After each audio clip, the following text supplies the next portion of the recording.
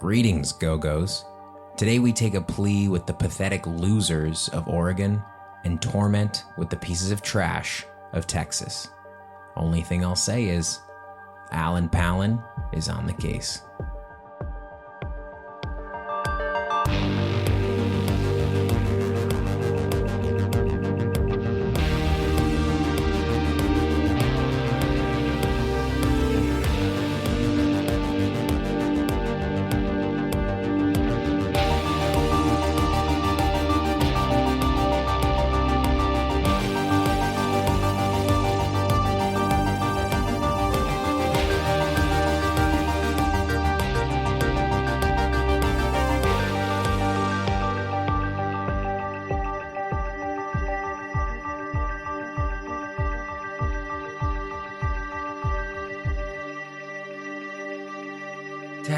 Testing. I'm just suggesting you and me might go on a question. Kendra, before we start, can I say something today? Sure.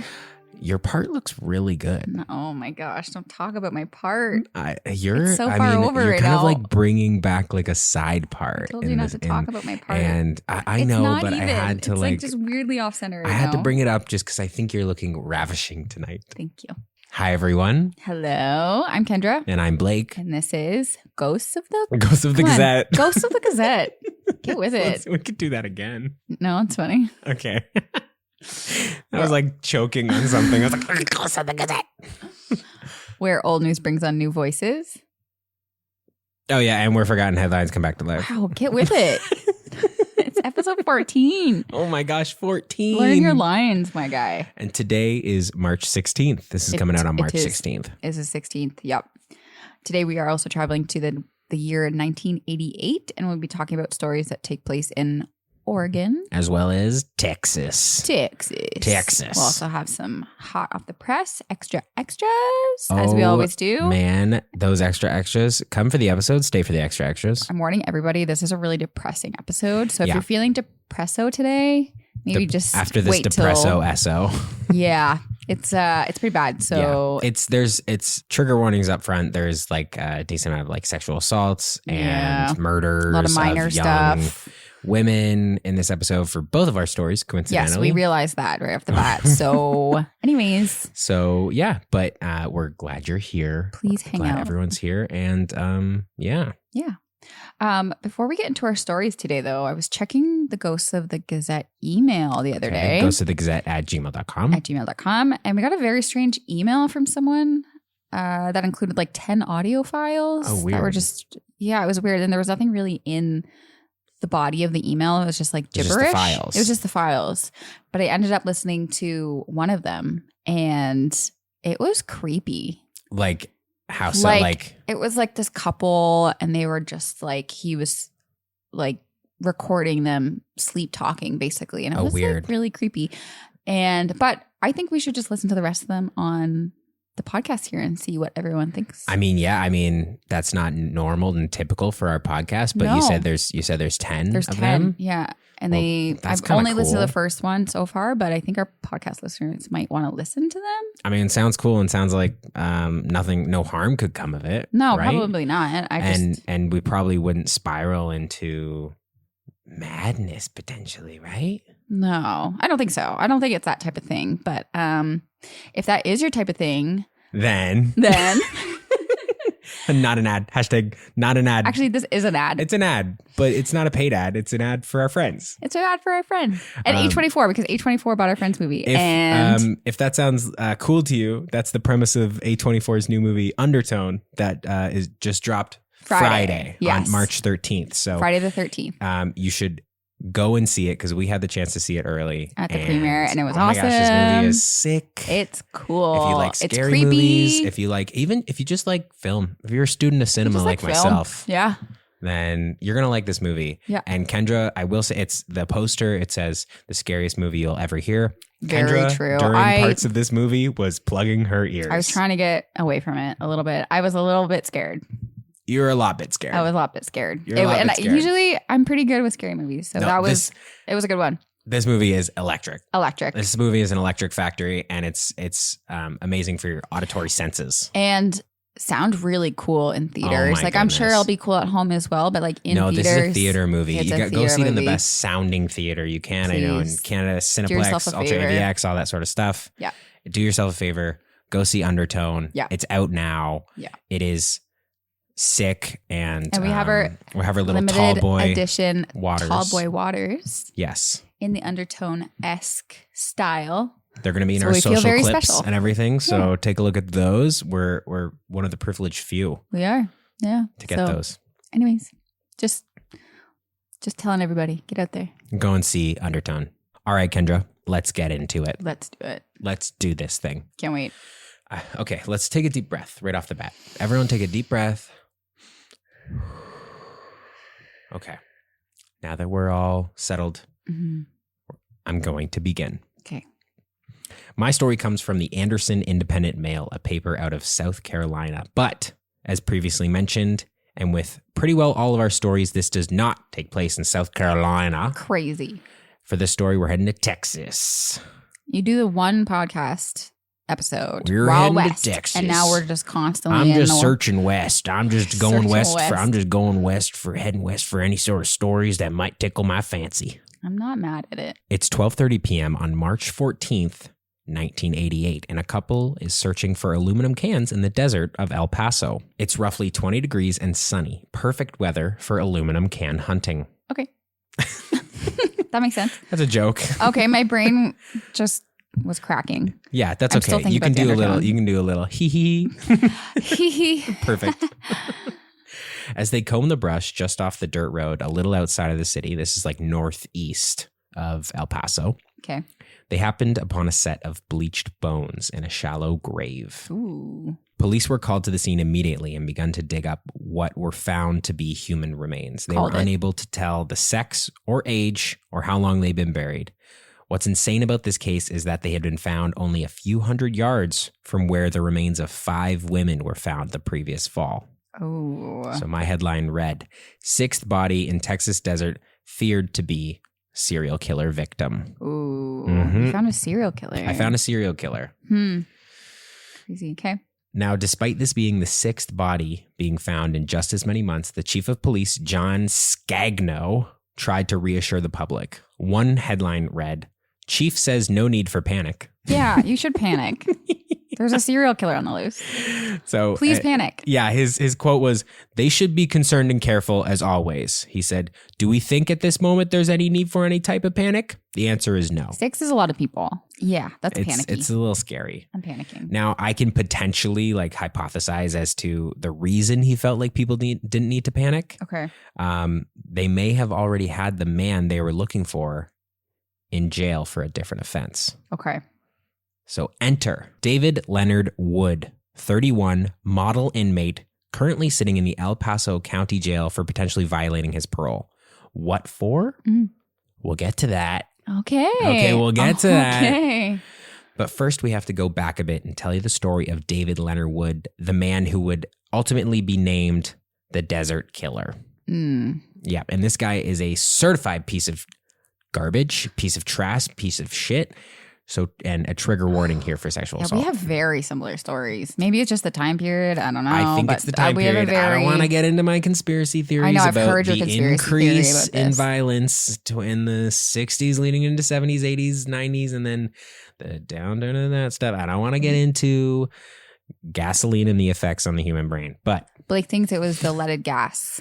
From the DuPont company specifically. I think Did you watch a video on this? I listened to a 3-part podcast on it. All right. So you're an expert on this. I'm an expert on that family now and how. So Blake thinks violent people sprouted from leaded gasoline. They didn't sprout from the gasoline. They didn't sprout, but leaded gasoline was the norm. It heightened their violent tendencies. It was proven to heighten violent tendencies in people. There was causation. Yes. Opposite.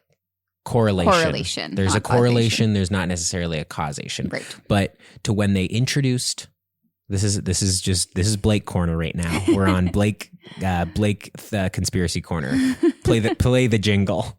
It's time for Blake's Conspiracy Corner, where he shares what he's been thinking about, something that's been on his mind conspiratorially. Yep. So there is a spike in like violent serial killer type killings when leaded gasoline kind of started becoming the norm in I believe it was the 60s and 70s. And then you can see that spike kind of drop off, and why we don't have many serial killers today that we know of. I think our forensics are so good now. You can see, our forensics are amazing. We catch them before they become serial killers for sure. But there is a slowdown that also is the same sort of graph. They're all huffing gasoline. It was how much if you're walking around Toronto. It's a lot of gasoline. There's a lot of gasoline. There's a lot of fumes in the air. Anyway. Yeah, okay. All right. That's a complete side tangent. Let me get back to David Leonard Wood. Okay. He was born in San Angelo, Texas in 1957 to two horribly inconsiderate and negligent parents. Oh, sad. Yeah, this is the case with every one of these guys. They always have a bad childhood. I know. David's mother was in and out of psychiatric hospitals and struggled heavily with mental illness. He was repeatedly beaten multiple times by his father throughout his childhood. Due to this, David and his three siblings essentially grew up in foster care. He was described as hyperactive and skittish. David was really tough to be around at a young age. He was horrible at school, eventually gave up on school after having to repeat grades 1, grade 3, and grade 9. Repeating grade 1, 3, and 9, like multiple times. Wild. It's around this time in 1969 that he became obsessed with girls. By his own admission, he started feeling a strong sexual attraction. In 1975, his parents divorced, and according to papers, this was when he started to become especially violent towards women. Oof. In 1976, at age 17, he was arrested for the sexual assault of a 12-year-old. He lured her to school grounds by asking to help him find his lost dog. From there, he attacked her. Wow. David was sentenced to 5 years, but he only served 2 years. Mm-hmm. A common theme we're gonna hear today. Getting out just before New Year's, late December 1978. Uh-oh, that sounds bad. It wouldn't take long for this piece of shit to sexually assault 2 more women. In March of 1980, he assaulted a 19-year-old and a 13-year-old 8 days apart. So for his 19-year-old victim, I found an insane detail that after he had assaulted her, she had lost consciousness for a few minutes. When she awoke, and this is a quote from the paper, Wood was standing beside her and looking around, beating his car and screaming her name over and over again. I just got chills. How terrifying is that? That's so scary. Yeah, that's when I read that. I was like, he's not well. It's nuts. Like he was just loose. Like okay. So not long after this, he was arrested because both these women were they survived through it, and they reported him to the cops and they arrested him. Okay. He pled guilty and was sentenced to 20 years in prison. I bet he served no time. We'll get to that. He had only been out of prison for 3 months. Okay. At that time. Right. So how could David Leonard Wood, convicted of 3 sexual assaults so far, jailed twice, and still be able to eventually murder 6 women in late 1987, you ask? There's more to the story. I bet. On July 1st, 1980, David was rushed to hospital after slashing himself. Damn. Okay. I believe he was trying to take his own life, seeing the daunting time ahead of him. Apparently did this in a room with 12 other inmates. Oh, he did it at jail. At the jail. Okay. And he managed to slash his arms, wrists, and legs with a knife. Wow. Yeah. Okay. So doctors were able to save his life once they had subdued him because he was going nuts. Like they had to, If they had just let this guy die, like so many lives could have been saved. Tough. I know. And you're not going to you swear an oath to protect and to, of course. And someone comes into your operating room, it doesn't matter. You're going to help someone. Of course. Yeah. You don't know what they're going to do in the future, or if people better. had been shorter by a couple minutes or a little bit slower, we wouldn't be talking about this today. Big oof. So cutting to 7 years later, January 15th, 1987, David Leonard Wood is paroled after only serving 7 years of a 20-year sentence. Makes me mad. I know. This shit is ridiculous how much this happens. Yeah, it truly is. So And there was a paper at the time. He was described as a model inmate at the penitentiary. After his release, he was also described as a model parolee and a model employee at the mobile home sales lot where he cleaned trailers and painted signs. Yeah, until he snaps, probably. Yeah, he was a model. He was a model. Except he wasn't. He was the worst person in El Paso at that time. I believe it. I can't say ever because I don't know the history of El Paso. But he's up there. But in 1988, David Leonard Wood was the biggest piece of shit in El Paso, Texas. Okay. Not even 30 days after he's out of prison, a girl by the name of Marjorie Knox was reported missing. Knox went missing on Valentine's Day, 1987. She was 5'3", had a wicked mullet, like her mullet looks like, and she was 14 years old. Oh. Yeah, she loved horses and sports. Yeah, because she's 14. She's 14, yeah. Oh Love horses and sports, yeah. She was last seen with Wood multiple times before her disappearance, and she was never found. The next girl that went missing on March 7th was Melissa Alanese. 5'2", she was 13 years old and a student of H.E. Charles Middle School. They're so young. She lived very close to where Wood was staying and was also never found. Flashing forward to June, 3 women went missing. Desiree Wheatley, 15 years old, Karen Baker, 20 years old, and Cheryl Lynn Vasquez Dismukes, 19 years old. Cheryl in particular disappeared around midnight on July 27th. On the night of her disappearance, she crossed the street to get cigarettes from her friend from the Circle K. Her friend watched her from the window and saw her stop to talk to a man in a tan-colored truck. So her friend then stepped away from the window momentarily because her friend's just going to get some cigarettes, comes back, and Cheryl and the man and the truck were all gone. Tan-colored truck. Okay, I'll remember that. That is totaling 5 women so far in the first 6 months of being out of prison. And police are like scrambling at this moment. They don't really know what's happening because they're not saying, oh, she was last seen with David Wood. People are saying a guy with blonde hair. They saw a guy with a mustache, blonde hair. Everybody in the 80s was in El Paso just looked all the same. They're just So police were unable to locate these women or pin anything on him. He would prey on young women who were in rebellious phases in their life, and that's so the way it was characterized. Yes. Yeah. Yes. They're all like there was a couple girls that were like young runaways. Yeah. But they were like runaways that were like, I'm not coming back, Mom. Like they would call their mom every week and be like, I've run away. But still want to talk to their mom on the phone. Yeah. They're kids. They're literal just kids. Yeah. So July and August were no different. Another 3 women went missing, and another reports a sexual assault in the deserts of El Paso. The missing women were Angelica Frosto, 17, Maria Casillo, 24, and Dawn Smith, 14. Wow. Dawn ran away from home in late July, but called her mom in late August saying she would never come home. Oh, that's so sad. I know. That one made me really sad. That was really sad. On September 4th, around 9 a.m., an El Paso City water employee was working in the desert northeast of the city. El Paso is basically surrounded entirely by desert. Like I was wondering, they just I guess. Yeah, the papers just kept saying the desert. Okay. Yeah, it's just. But then outskirts. I was able to pinpoint. Yeah, but the whole it's in a desert. So I was like, El Paso is a desert. Wait, where? Where in the desert? Where in the desert? Deserts are big, right? So I did end up finding a great little map of one of the papers. So anyway, the worker discovered the remains of 2 women in shallow graves. This is the beginning of what I mentioned earlier. Police were called to the scene, and the bodies were eventually identified as Maria Casillo and Karen Baker. Maria was a waitress and a topless dancer who was last seen at a club with a guy who looked like David Leonard Wood. How old is he around this point? I think he's like 30. Okay. Yeah. Right. Karen Baker was a young mother with 3 children that had just enrolled in beauty school. Oh, no. She was last seen with a man that looked like David Leonard Wood. That's really sad. Yeah. In mid-September, a woman who was described as a prostitute goes to the police to report kidnapping and sexual assault that had happened in either late July or early August. She was taken near where the bodies were later found, assaulted, and then managed to escape. Yeah, good for her. Yeah.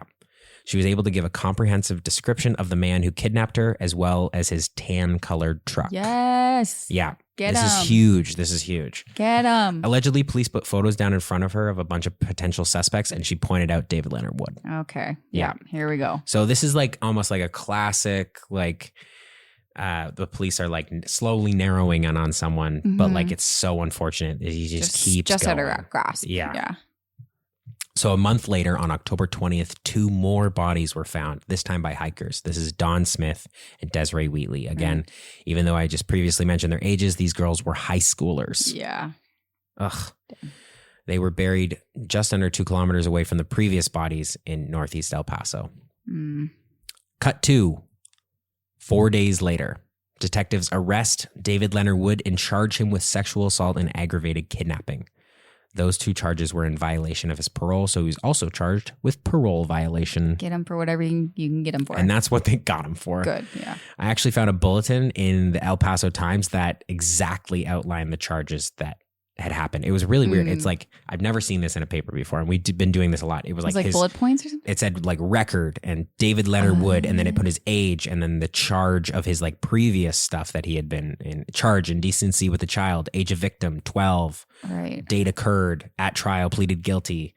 And it said his previous charges, and then it also said, so like these charges are sexual assault, aggravated kidnapping, parole violation. I just never seen it outlined in a bullet point. And I was like, oh, that's pretty easy that's pretty easy to understand. We'd really appreciate that. Yeah, we would love that if people could go back and if you're listening to this in the past, fix your mistakes. Timeline. Yeah. Receipt. And you'll be able to find this on our Instagram. What is it? Timeline. Sheet. Screenshots. Yeah. About a week and a half after that, a 5th body was found, and this was Angelica Frosto. As previously mentioned, she was 17 years old. On December 4th, 1987, Wood was indicted on the same charges he was arrested for and put in jail to await his trial. This is why that police officer felt like there was no need to panic originally. Because they're like, pretty sure we got him. We think we got him. We are unfortunately discovering the bodies of these missing women that he had previously killed. Okay, yeah. But he's no longer a danger. Like, why? Yeah, I know. Why am I not panicking? Well, like later in some of these articles, it was like, no need to panic. And then like 4 paragraphs down, it's like, police arrested David Leonard Wood. They think he might be responsible, but it's all alleged. Like it was like, can't say it yet. They're like, yeah, this guy was arrested on not murdering people, but it might be this guy. That's funny. Okay. So that 6th body was later identified as Ivy Williams. The 23-year-old club dancer was last seen with David Leonard Wood. Right. The medical examiner said she was stabbed multiple times in the face. Oh. It's ugh. David Leonard Wood, certified piece of shit, garbage human.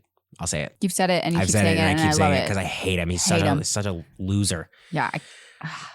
This is a crazy podcast or episode. Sorry, because we're just going to be like, just us raging against these guys. This is a bad system that kept enabling them to do this. Totally. Yeah. On Wednesday, March 23rd, he was found guilty of kidnapping, sexual assault, and parole violation, which earned him 50 years.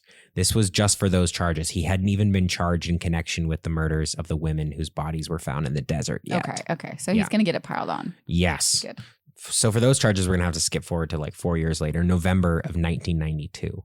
David Leonard Wood was found guilty for the murders of all 6 young women and was sentenced to die by lethal injection. Okay. All right. Yeah. Mm-hmm. The mother of Desiree Wheatley said, and this is a quote, "It's not revenge, it's justice. All his victims have a life sentence, so why should he deserve a life sentence? We didn't do anything wrong, yet we are saddled with a life sentence of having lost a loved one." Yeah. Yeah. Wood's lawyer immediately started the appealing process to get it reduced to life instead of death. Yeah, of course they would. Yeah. So over the next 34 years, and that brings us up to now, Kendra, David Leonard Wood in his trial and his lawyers tried multiple things to get him off death row. In 2009, 24 hours before he was scheduled to be executed, the Texas Court of Criminal Appeals issued a stay and requested hearings to be set to determine whether Wood was mentally disabled. What? Yeah. I just don't understand this about like the Justice Department. As crazy. Of the world. You can like, just keep going. You can just keep going. This is very similar to my story, by the way. Well, 5 years later, the same Court of Appeals rejected this claim and put him back on death row.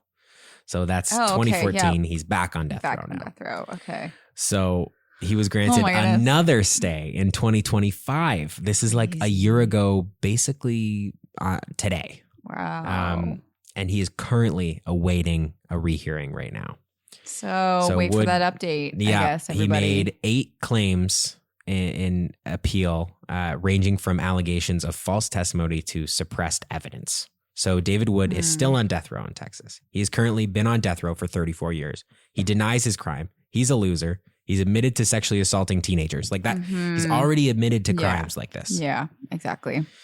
He never should have been released the first 2 times. No, absolutely He should have served his full terms. So dumb. I know. When he got 20 years, he should have served 20 years. 1,000%. Oh, it's insane. He is the desert killer. And that's the end of my story. Unfortunately, I don't have an ending because this guy is still not dead. And it's moments like this, which is a crazy statement. This guy's still not dead. It's moments like this. Like, I don't support the death penalty as as a whole. I don't.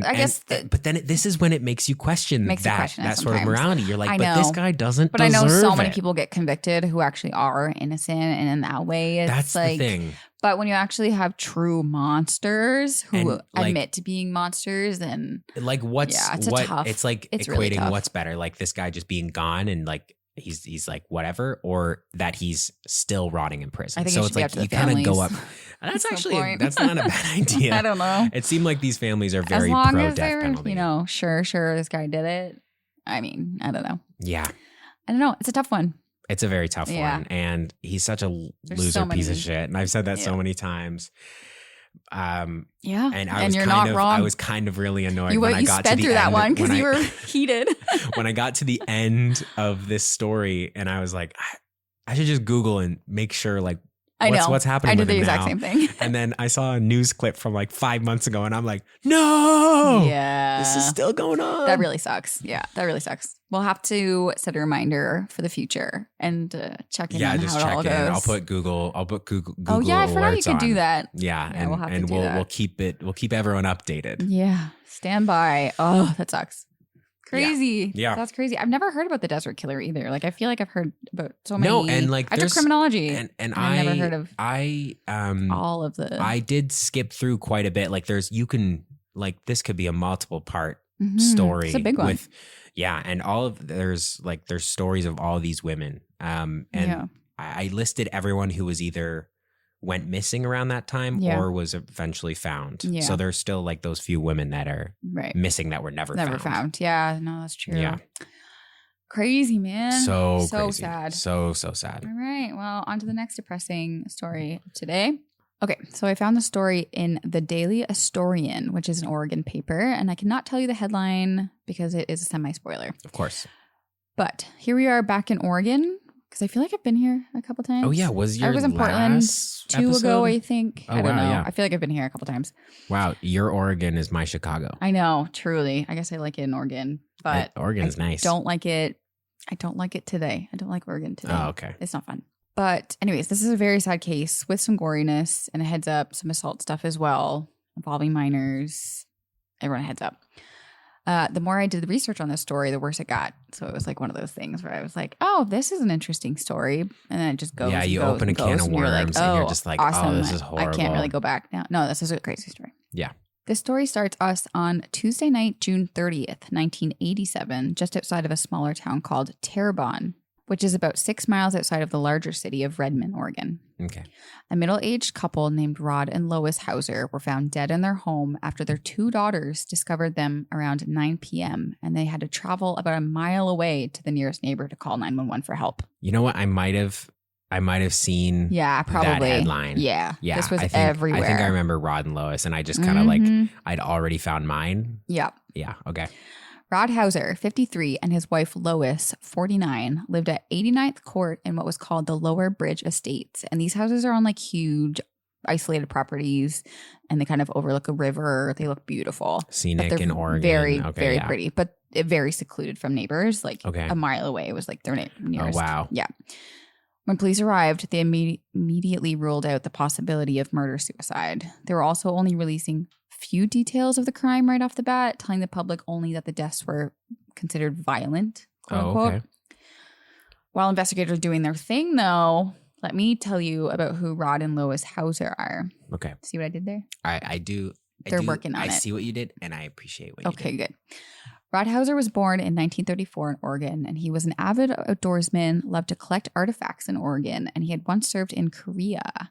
He was a very likable guy who got along with everyone, and at some point he contracted polio, I guess. What? And he was told he would never walk again. Oh, my goodness. He ended up becoming like a marathon runner. So, oh, that's cool. Yeah. He was also an employee of the U.S.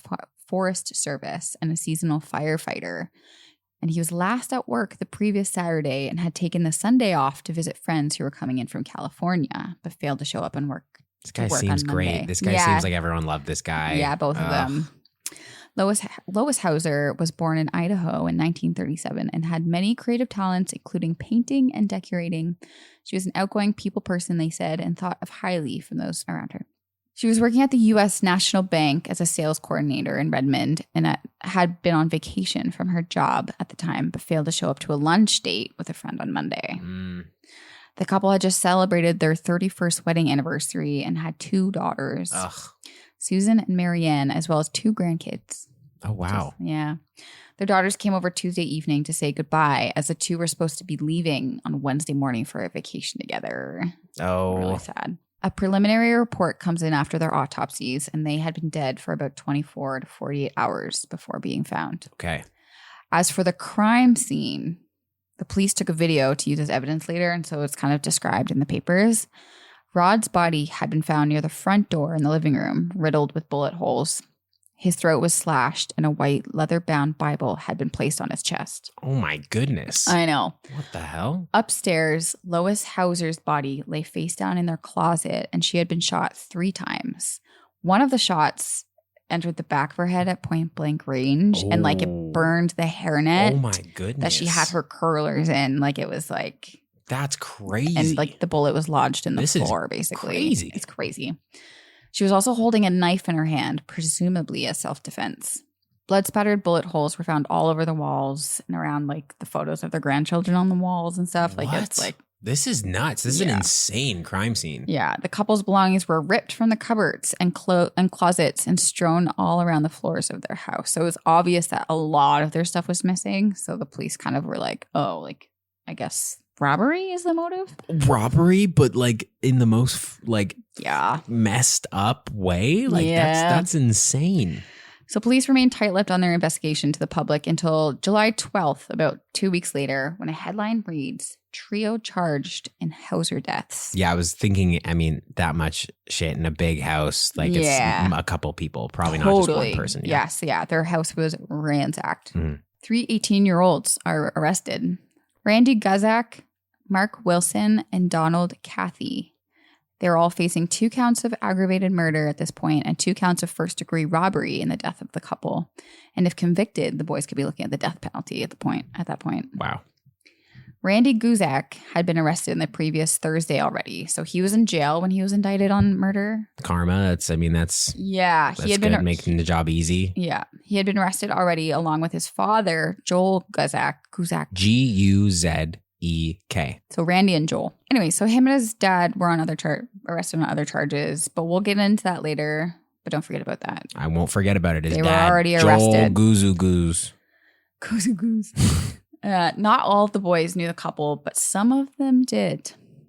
Randy Guzek and Mark Wilson attended Redmond High School with the couple's niece, Ann Houser, who had formerly lived at their house while she attended school. Anne, who was 17, had once dated Randy Guzek for about 2 weeks, bringing him back to the house for a Valentine's Day family dinner where both Randy and Mark had met her family, including Rod and Lois's daughters, Susan and Marianne. Okay. Anne later told the courts that Rod had asked her to stop seeing Randy because he thought he was a troublemaker and Mark seemed like a clone of Randy's. Yeah.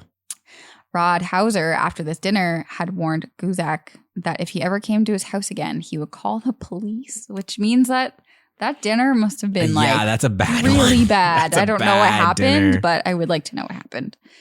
Randy was actually considered a prime suspect in the first 24 hours of the investigation, and he was interviewed at his home on July 1st, the day after the couple was discovered. During his interview, the detectives at Randy and Joel's home saw that they believed to be what they believed to be part of a $10,000 worth of stolen property from a different home that was heavily damaged in an arson fire on May 20th. Damn, so like father, son, just robbing. Just robbing. They also already pared down a list of about 26 items stolen from the Houser's residence. And one of the detectives stated that he saw at least 2 of the items that were on that list, literally from like the day before. Crazy. At the Housers. Oh my goodness. So just before the trial started in January of 1988, we find out that 2 of the 3 men charged for the murders, like these 18-year-olds, decided to take a plea deal and plead guilty and agree to testify against the 3rd defendant, Randy. In exchange for doing so, helping them to convict Randy, this meant that both Mark and Donald will not have the death penalty imposed on them in their conviction. So they took ganged up on the one guy. And the police were like, hey, if you guys help us get Randy, because I think Randy and his dad were kind of like, they were just clearly they were notorious for, makes sense. All right. This also means that we get lots of details of what happened that night from the other 2 boys, since they already pled guilty and started owning up to their part of the murder. So we got some like some lots of details on like how it actually went down. So how did it go down? So the story goes, the 3 boys armed with a pistol, rifle, and a knife drove to the residence at about 2 p.m. in the morning of June 29th. They parked their pickup truck next to the Houser's car. They all wore gloves, and Randy rang the doorbell and knocked on their door until they finally answered. When Rod answered the door in his blue bathrobe, he, of course, was angry at them for waking them up at 2 a.m. What are you kids doing Sorry, here? did I say 2 p.m.? I meant 2 a.m. Oh, okay. Yep. He then recognized Randy from the Valentine's Day dinner months before, and Randy told him that they came to see Anne, his niece, because he received prank phone calls. But his story wasn't making sense to Rod, and so Rod was getting angrier and angrier with them, being like, why are you here? That's the weirdest lead up to a robbery ever. They're standing on his door and they're like, but I need to see your niece. I need you to see your niece. I'm getting prank phone calls. She's not here. Yeah. And it's like, exactly. Well, I need to look for your niece that's here. Yeah, it didn't make sense to Rod because he knew that Randy probably knew that she was like back in Portland. Yeah. And while Rod was getting angrier, Randy turned to Mark and yelled, "Do it." That is when Mark raised his rifle that he had been concealing behind his back and shot Rod several times. At first, Rod seemed relatively uninjured from the first few shots and yelled at them to get out of his house. But Mark kept firing and followed him into the house, shooting at least 30 times. Oh my goodness. I mean, he pled guilty, but like... Crazy. Jesus, I Mark. know. While Mark was shooting Rod, Randy ran upstairs with his revolver drawn, and Lois, who was of course panicked, like she just heard her husband go downstairs, 30 gunshots. She ran into her bedroom closet to hide. Shooting her as she ran, he hit her in her hip and one through the heart, and she collapsed. Ugh. That's when he got closer to her and shot her in the head. That guy's messed up. Once the couple was dead, Donald, the 3rd guy who hasn't shot anybody at this point, was the one to suggest that they make the murder seem like a cult killing. Yeah, how'd that work out? It's like a couple days later, they all got caught. The day after, like Randy was already getting interviewed. Anyways, that is when they cut Rod's throat and put the Bible on top of him. Randy then grabbed a knife and put it in Lois's hand. He then snatched the rings off of her fingers. Put the knife in Lois's hand? Like that she did it? Shot him, did it, and then shot herself in the back. That one didn't make sense to me. These I was guys like, are dumb. why bother? These guys are dumb. And it's like, so dumb. We should make it look like a cult killing. And then it cuts to the police being like, I think they're trying to make this look like a cult killing. Idiots. Dumbasses. Anyway, that is at this point that they all started stealing stuff from the house, of course.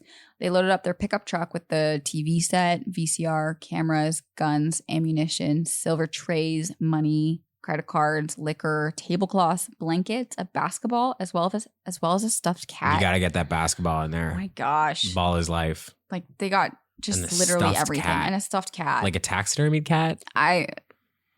You know what? Maybe. Or I never thought about that. I thought about a stuffed animal, but maybe it was like a stuffed cat. Maybe that was one of the specific things that he saw at. That is wild to take a specific because the daughters were really quick to be like, oh, this is missing. Like they helped That's really impressive. early. Yeah. I guess you would know. Well, they found their parents. So I feel like they were probably sticking around the scene. Well, yeah, but I've started thinking about would I if someone came in here and took a bunch of stuff, would I be able to immediately recall 30 items they took? Maybe. I guess if it was the VCR and the TV, our yes, TV I guess or so. lamp. I don't know. Yeah, you start looking in the drawers, you're like, that silver dish is not here. Yeah, and that specific taxidermied cat. Yeah, exactly. Yeah, you would know. Crazy. Yes. They were also not in a hurry because they also stopped to raid the fridge, pausing to drink from a bottle of 7-Up. They discussed burning the house, but they had no gas to light a fire, so they just hopped in the truck and with Donald in the back to hold down the items, and they drove off. Oh, it's comedic in the way they left and did that. It's brutal. It's brutal. These guys are so dumb. Randy's father, Joel, if you remember, I remember 47, Joel. And his foster daughter, Jill Armstrong, 32, met the truck off the side of the road near the railroad tracks. Randy told his father that the three of them had been involved in a drug deal that went bad when the drug dealers pulled guns on them. So they killed them, threw them in a river, and then robbed them. Jeez. Randy's father and sister then helped load the stuff into another car, a trailer, and a storage locker to hide it. Randy then paid Mark and Donald each $70 for their help in the burglary, and they went their separate ways. They said sure. They did that for $70. Although one of them got $70 and you said, yup, sounds sure. good. One of the boys kept Rod's new running shoes that his brother gave him recently too. And that was it. That's what you guys did it for. The running shoes were $20 back in the day. So freaking dumb. Randy had to work at 6 a.m. So off he went to work. And I gotta go to work. Split off. Crazy. That's insane. The next night on June 30th, when the bodies were discovered, Randy's father, Joel, was listening on a police radio scanner that they had at their house and Probably heard stolen. about the murder. Totally. That's when he clued in that Randy had lied to him about the drug dealer story. Yeah. And Joel was angry at his son, but not because Randy murdered two innocent people, but because his lies cost them the perfect opportunity to steal more money by cashing in on their credit cards, checks, and identifications before it was too late. Joel. They could have taken the credit cards to Portland and used them, of course. His foster daughter, Jill, could have dyed her hair to look like Lois and written checks from her bank. Obviously. You didn't go far enough, son. Crazy. Wow. However, Joel also knew now that the couple was found and it was time to dispose of the credit cards and hide the murder weapons. So he burned the cards and threw the guns in the river. All done. All done. Clean.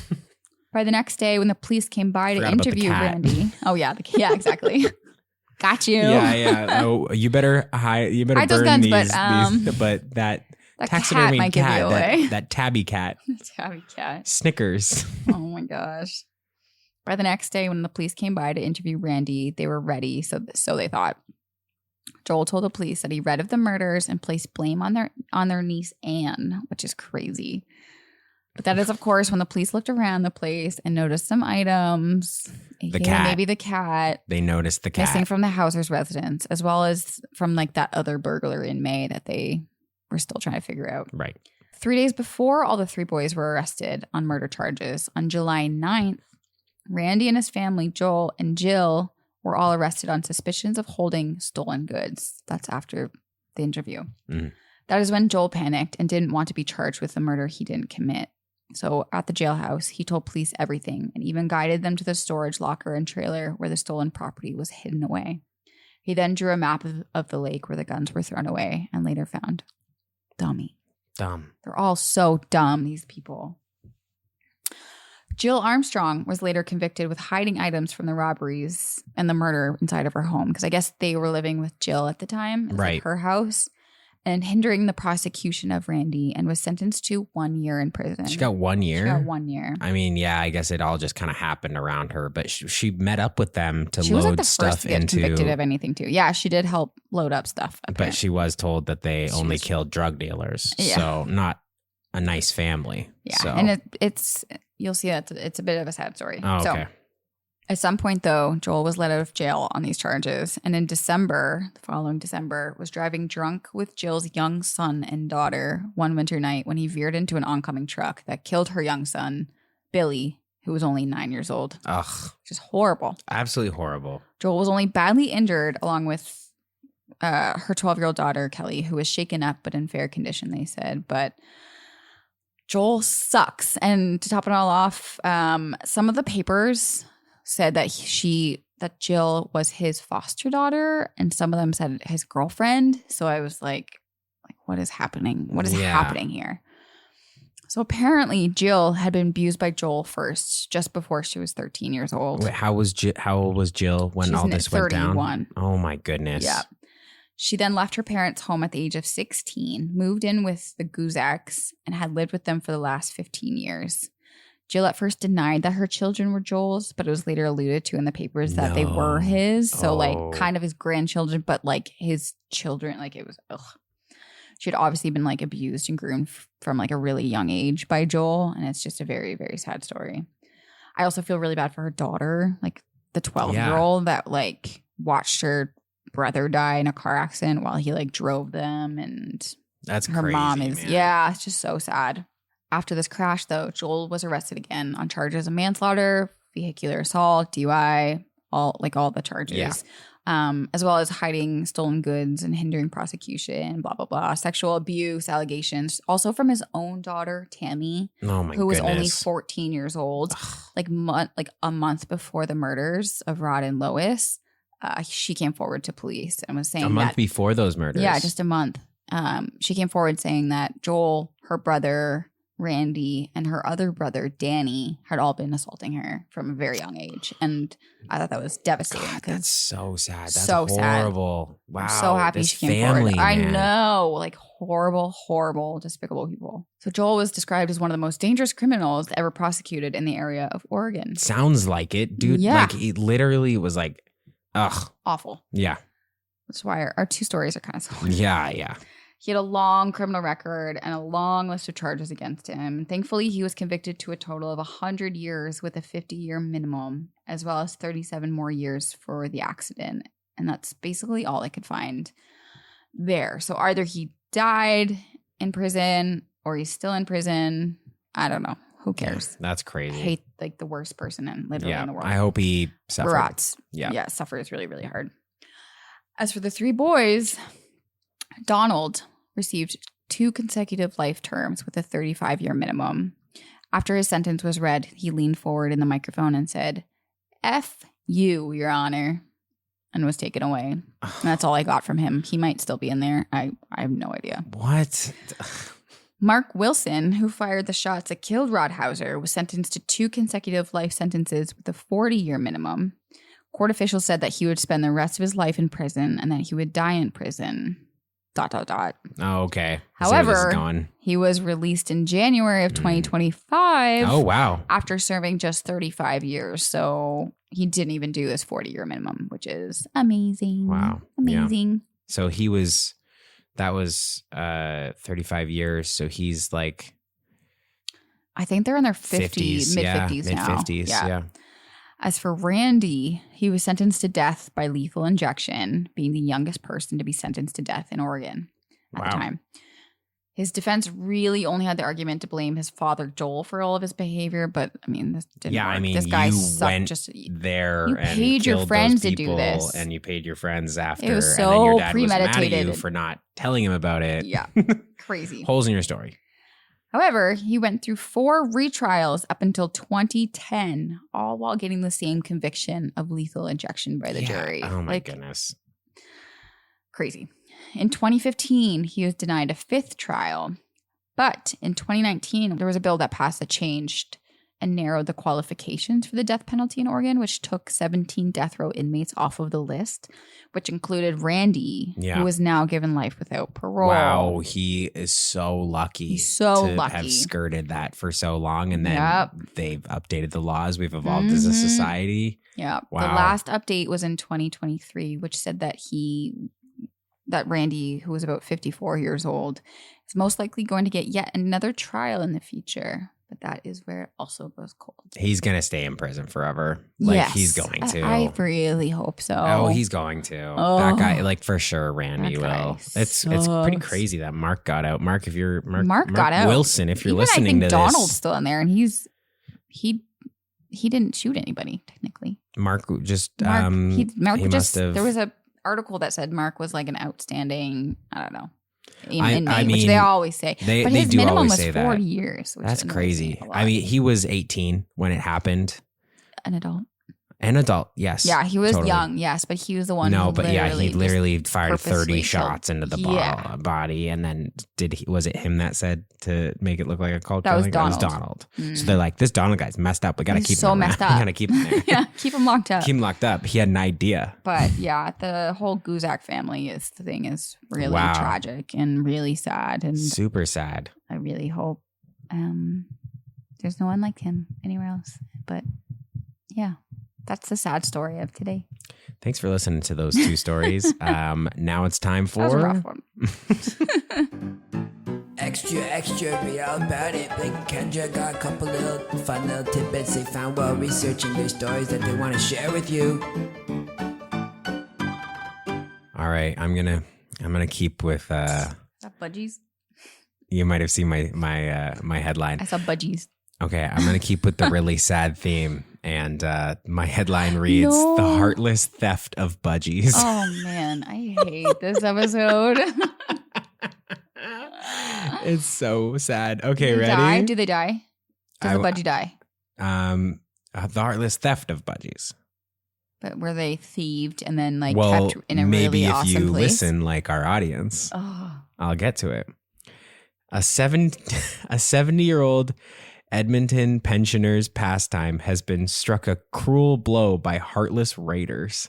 The man's aviary in the back gardens of his Barclay Road home was broken into, and 30 burglars? Oh. Budgiers. Budgerigars. Can you say pronounce? Can you say how to pronounce?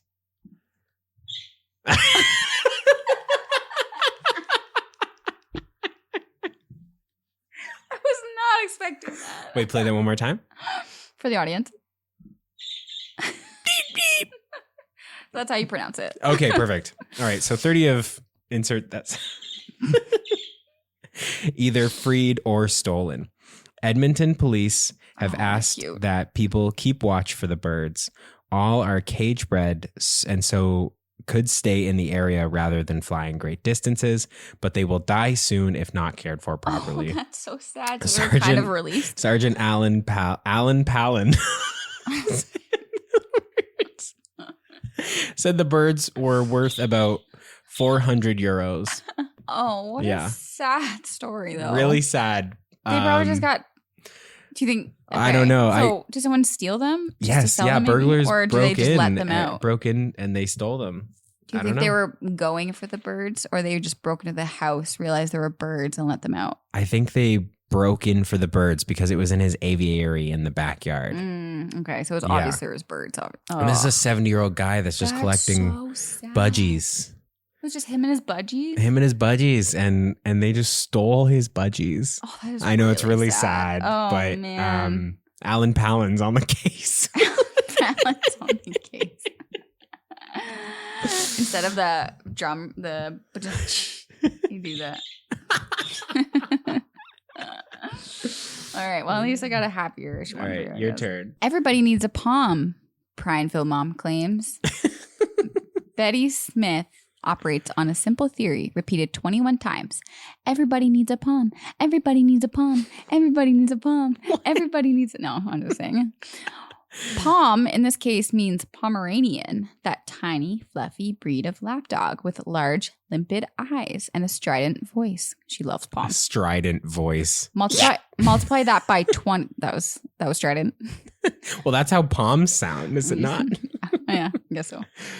Multiply that by 21, the number of dogs that line the lawn, fences, and floors of Smith's home at 224 Willowdale Road. 21 Pomeranians? 21 Pomeranians. When people see this menagerie, they think it's a dog heaven, says Smith, a cutter at a lumber mill as a small flotilla of the creatures bob around her legs. Wow, that's a sentence. Lumber mill. Yeah, that's a wild sentence that will never be uttered again in human existence. Come here, Sabrina, she calls. Or are you bear? She can't even tell them apart. Smith has named every dog and with few difficulties can identify each one of the brown, tan, and black creatures with names that range from Bunny to Peanut to Cinnamon Bear. Cinnamon Bear is at all time. Cinnamon Bear is a goated name. TM. It's like having a bunch of kids. You never get their names. Oh no, sorry. It's like having a bunch of kids. You never forget their names. Yeah, okay. Wow. You just mistook Bear for Sabrina. Yeah, that's awkward.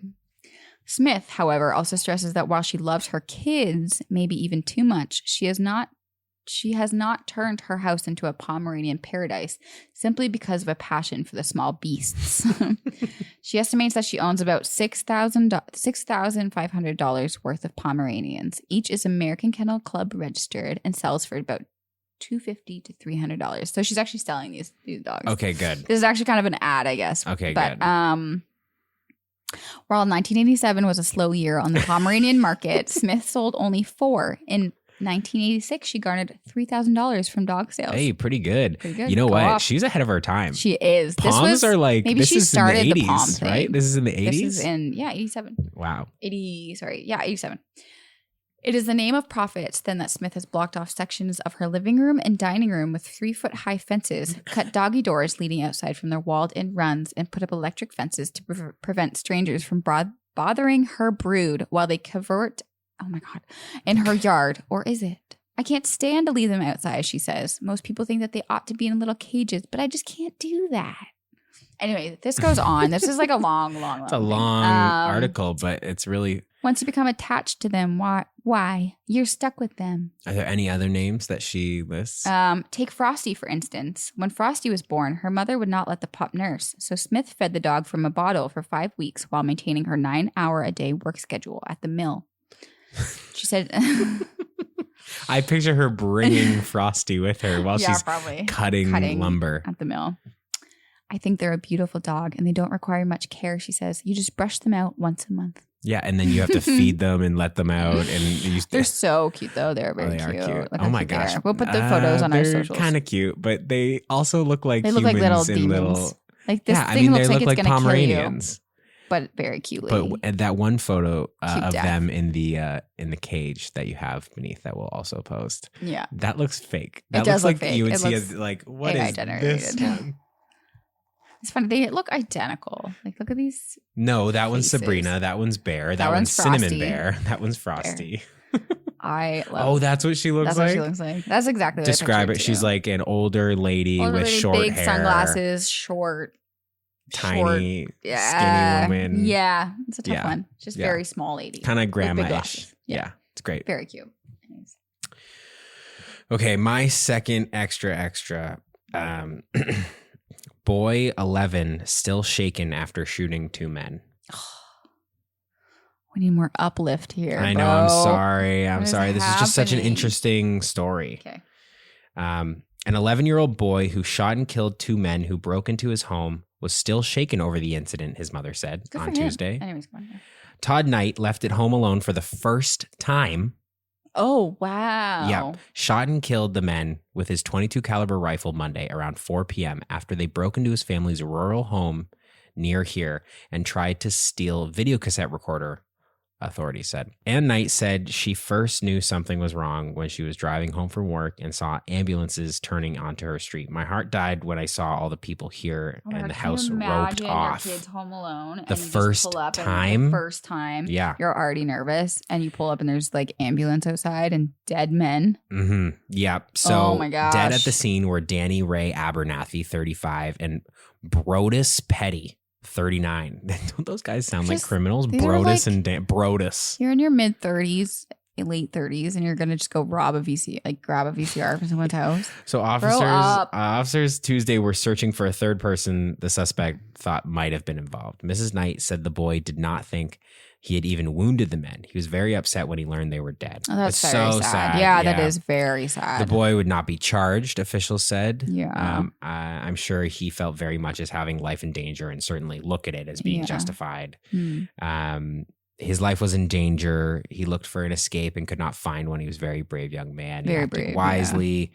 So basically, the 5th grade student had been left alone in the house when his sister Tammy left around 4 p.m. for practice for her beauty pageant. The boy told authorities that he'd been watching cartoons in his parents' bedroom around 4 p.m. when he heard noises at the front door. He went down to his room for the .22 caliber rifle his father had given him for Christmas and loaded 4 rounds. The boy went to the front door. Dad gave an 11-year-old a gun. That's a crazy. Yeah. Anyways, go on. The boy went to the front door and saw a man he described as rough pounding on the door. The man left in a white Datsun, and Todd went back to watching cartoons, keeping his gun nearby. About 10 minutes later, he heard more banging at the dining room window. When he saw 2 men this time, unaware of his presence, they climbed through the dining room window. The boy went into the bathroom to climb out the window, but realized the men's car, the white Datsun, was parked in the backyard. He then went back to the hallway, peeked around the corner into the den, and was spotted by one of the intruders as they were taking the VCR off the television.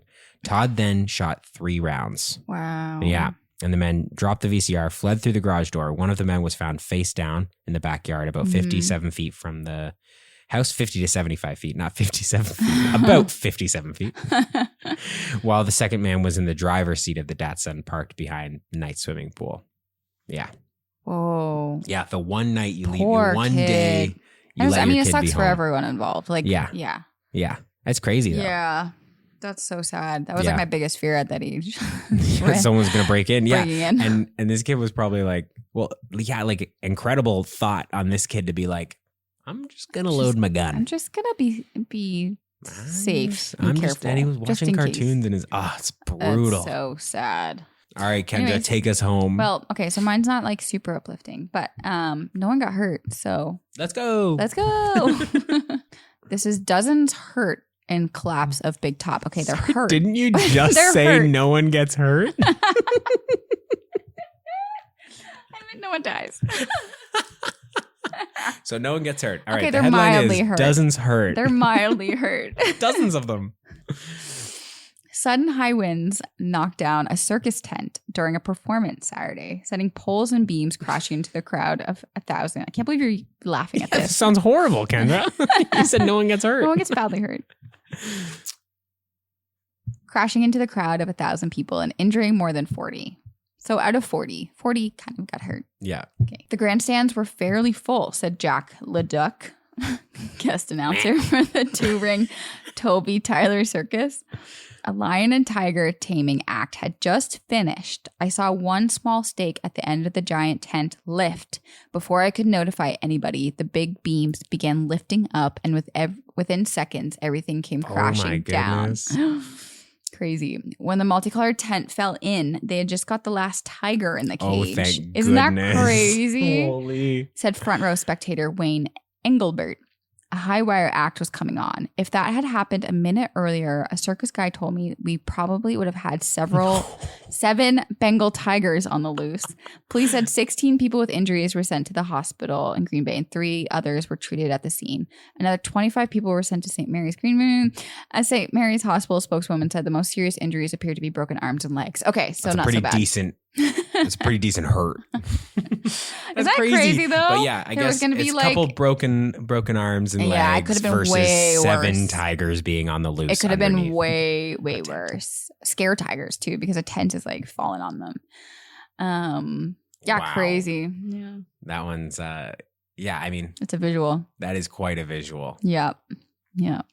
And I think that's all we got for And you that's folks. our episode for today. I hope you're still here. Yeah. Is anyone Yeah. listening? Anyone? Hello? Is anyone out there? Out there? So Listening don't forget to follow to- us on Instagram. Ghost of the Gazette. We'll be posting photos and clippings of today's episode Subscribe to us on YouTube at Please. Ghost of the Gazette. at Ghost of the Gazette. You can also follow us and support us on TikTok. TikTok. For our next episode, we'll be jumping to 1933 and let us know in the comments. Blake? If you consider multiple broken arms and broken legs hurt. Nobody got hurt, okay? Okay, anyways, thank you for listening and stepping back in time with us. Till next time. Next time. Bye. Bye.